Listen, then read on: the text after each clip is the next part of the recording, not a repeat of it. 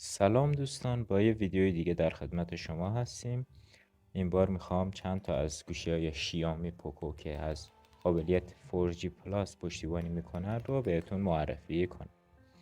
خب شماره 1 33، شماره 2 3040، شماره 3 M2، شماره 4 M2 پرو، شماره 3 M3، شماره 4 M4 پرو، شماره 5 M5، شماره 6 M5S، شماره 7 پوکوفون F1 که یکی از اولین گوشی‌های پوکو حساب میشه، شماره 8 X2، شماره 9 X، شماره 10 X NFC و شماره 11 که آخری میشه X پرو.